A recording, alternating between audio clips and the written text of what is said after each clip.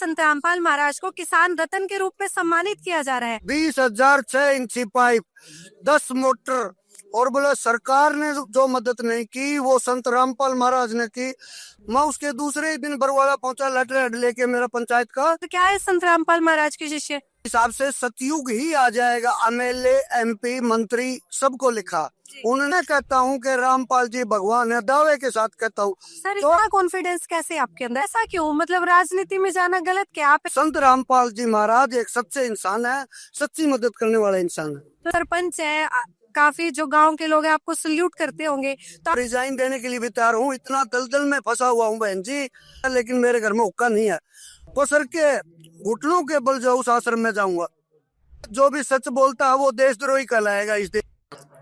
दर्शकों नमस्कार, मैं हूं सोनम शर्मा और आप देख रहे हैं रियल स्टोरी। इस वक्त मैं मौजूद हूं हिसार के डाया गांव में। जी हाँ, एक बार फिर जहां पर संत रामपाल महाराज को किसान रत्न से सम्मानित किया जा रहा है, क्योंकि संत रामपाल महाराज ने ऐसे समय में किसानों की मदद करी जब किसानों के पास कोई नहीं था। किसान आत्महत्या करने पर मजबूर हो चुके थे, किसानों की फसलें खराब हो चुकी थी। उस समय किसानों की मदद करी संत रामपाल महाराज ने, और किसानों ने निर्णय लिया कि हमें संत रामपाल महाराज को किसान रत्न के रूप में, किसान मसीहा के रूप में, किसान अन्नदाता के रूप में सम्मानित करना चाहिए। तो अभी मैं मौजूद हूँ हिसार के डाया गांव में, जहां पर एक बार फिर बड़ा सम्मान समारोह होने जा रहा है। किसानों के लिए के उत्सव मनाया जा रहा है।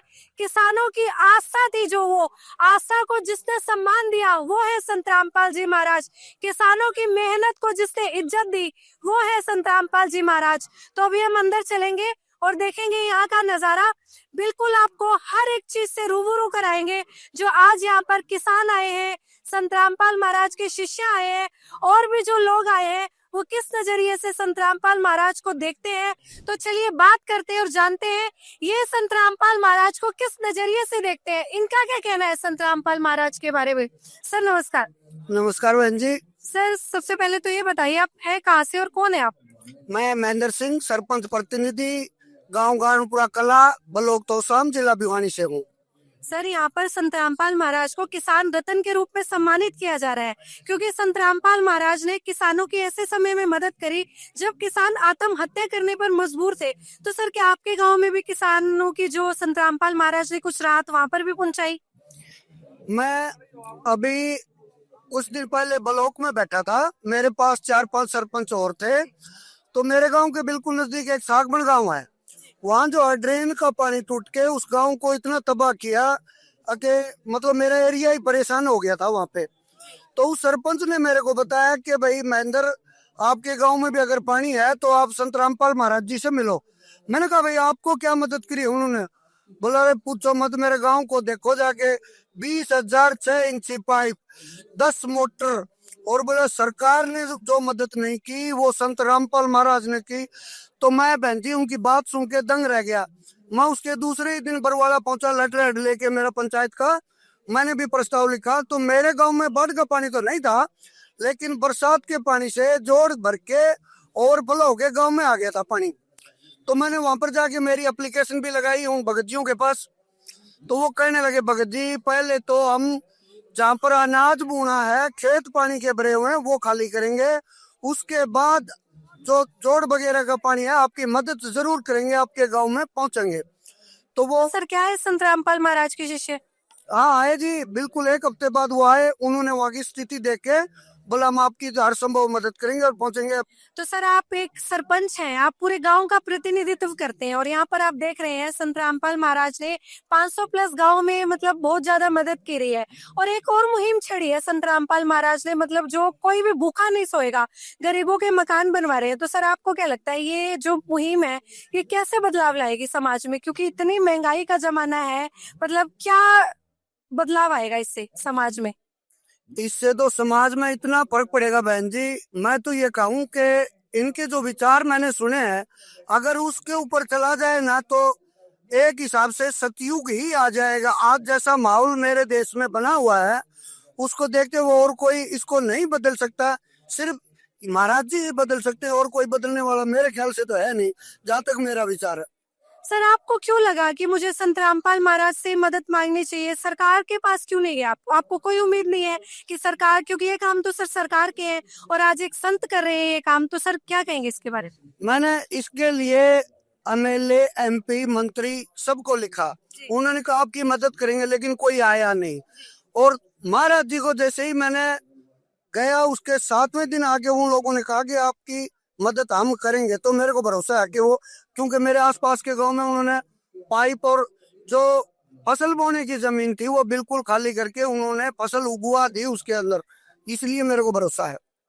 सर संत रामपाल महाराज के बारे आप किस नजरिए से देखते हैं? मतलब उनको आज कोई उनको भगवान बता रहा है, कोई उनको संत बता रहा है। संत रामपाल महाराज के शिष्यों का कहना है कि उनके अलावा किसी और के पास ऐसा ज्ञान नहीं है जो संत रामपाल जी महाराज देखते हैं।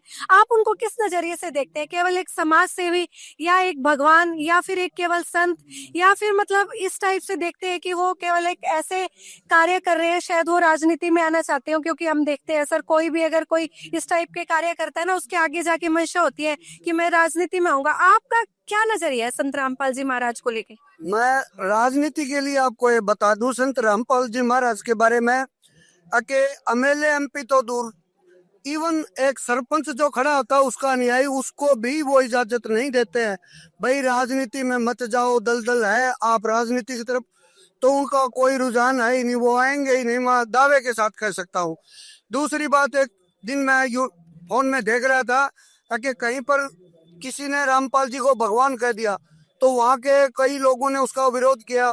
मैं कहता हूं कि रामपाल जी भगवान है, दावे के साथ कहता हूं। सर इतना बड़ा दावा कर रहे हैं आप एक संत को जो इस समय जेल में है और उसको आप भगवान बता रहे हैं, सर इतना कॉन्फिडेंस कैसे है आपके अंदर?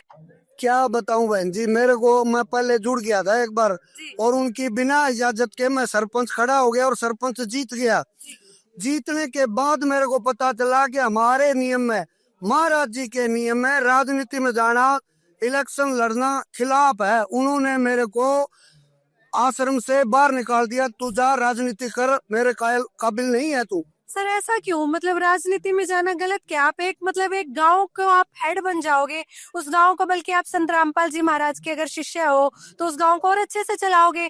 उसमें मतलब संत रामपाल जी महाराज की मुहिम है दहेज मुक्त, नशा मुक्त, उस गांव का आप उस वो मुहिम में उसमें इंक्लूड करोगे, तो इसमें गलत क्या है कि आपका मतलब आपको आश्रम से बाहर निकाल दिया? ये तो कोई गलत बुराई नहीं है। इसके बारे में सर क्या कहेंगे आप?